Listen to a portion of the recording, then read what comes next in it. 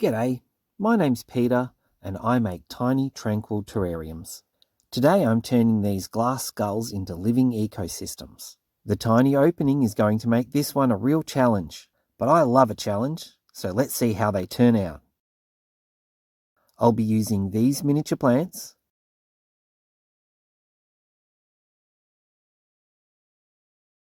along with a selection of mosses.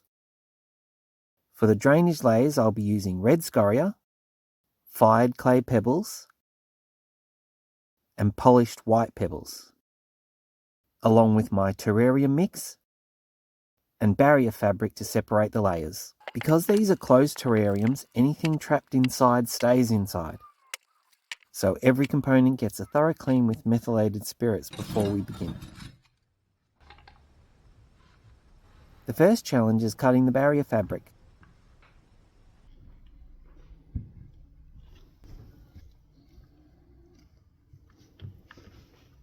I want it to fit neatly inside the skull, with only a few millimeters showing above the drainage layer.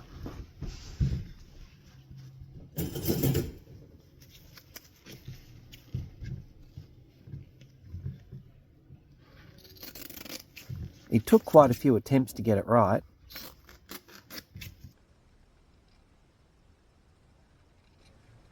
I'd cut it, test the fit, trim a little more,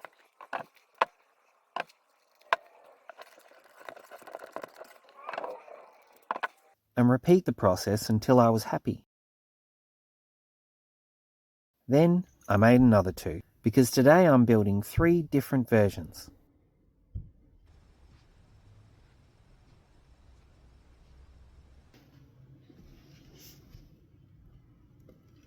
Each one gets a different drainage layer. This skull gets clay pebbles, this one gets red scoria, and this one gets polished white pebbles.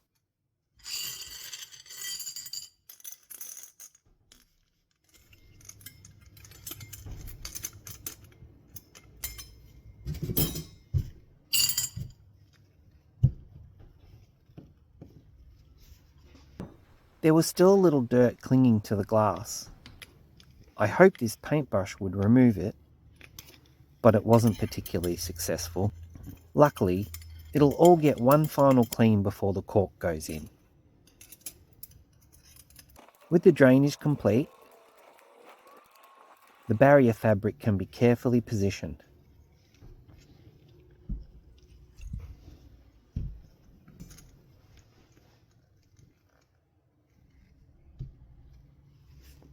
Now it's time to add the terrarium mix. The opening is so small I have to feed the mix in a little at a time. It takes longer, but it lets me control exactly where it goes.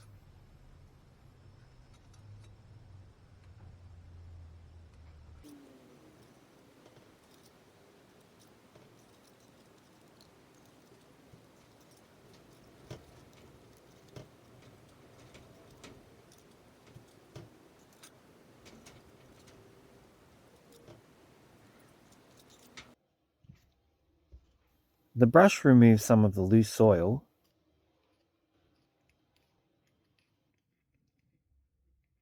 then I use my finger to clean around the edge.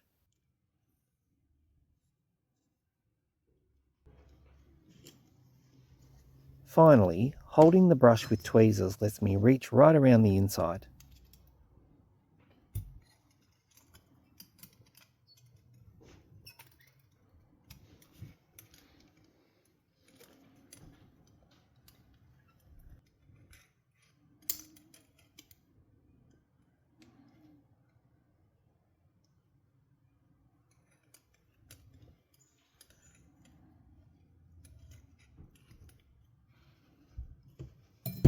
I want the surface as level and compact as possible, so the moss has the perfect base to grow on.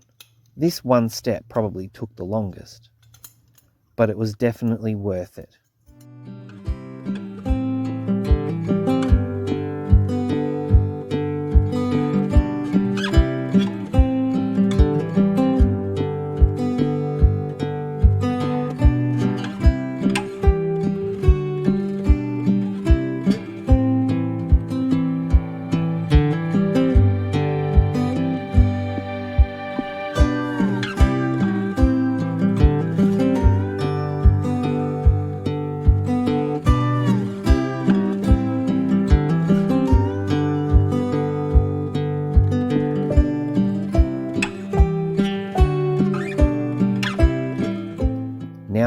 favourite part, the moss.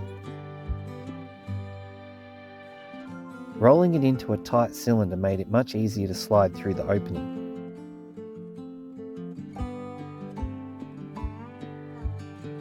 Then I carefully opened it back out using tweezers and a spatula.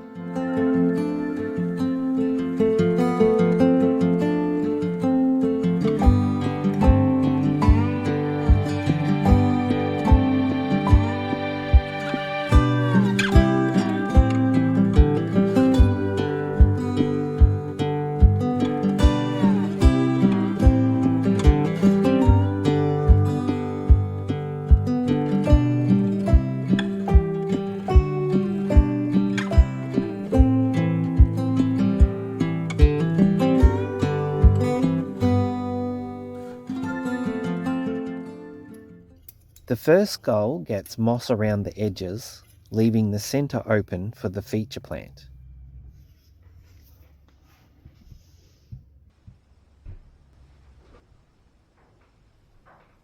This one gets a mound of ferny moss.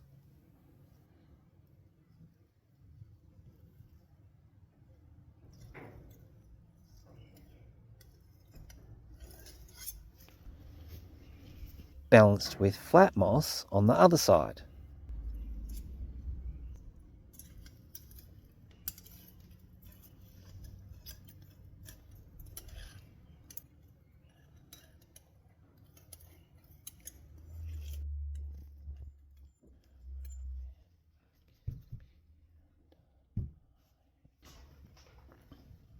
For the last one, I trimmed the moss to fit neatly against the back.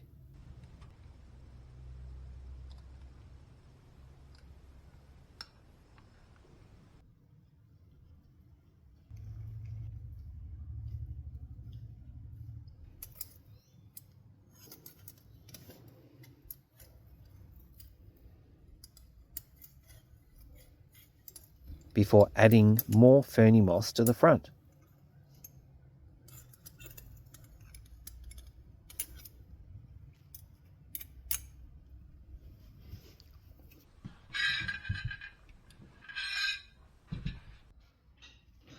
The first skull gets a small Fittonia.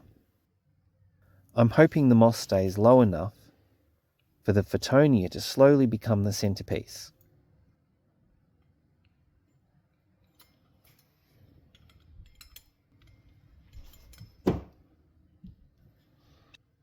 The peacock moss gets divided into smaller pieces.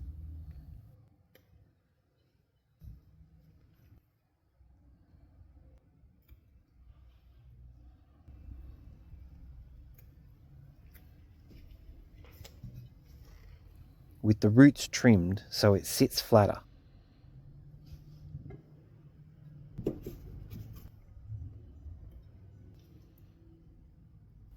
Then each skull gets a few pieces tucked between the moss.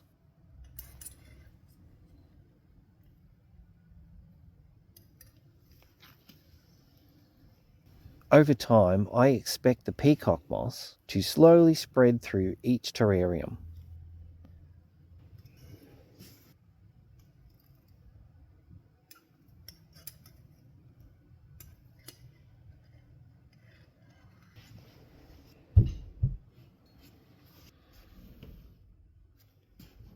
Once everything is planted,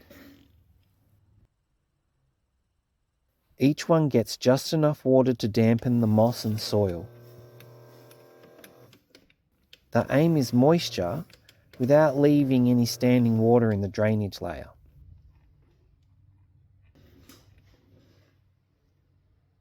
There's still a little dirt on the glass, so some paper towel wrapped around the tweezers finishes the job.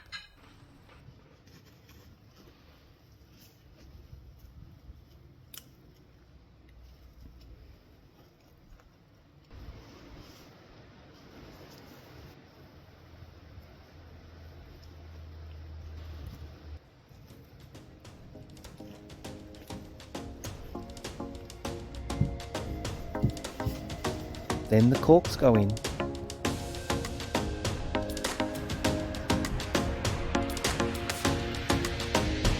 And it's time for the Glamour Shots.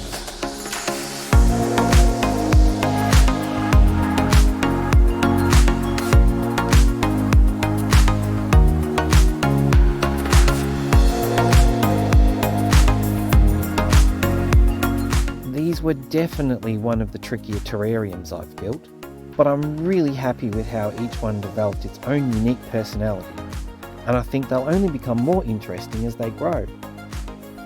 Before we finish, it's time for the GMH score. Difficulty, 4 out of 5. The tiny opening made every stage that little bit more challenging.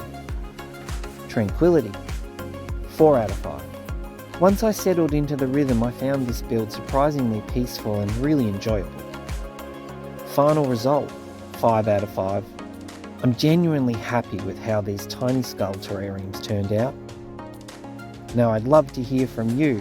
Which one of the 3 is your favourite? And what GMH score would you give this build? Let me know in the comments. If you enjoyed the video, don't forget to subscribe, leave a like. Thanks for watching.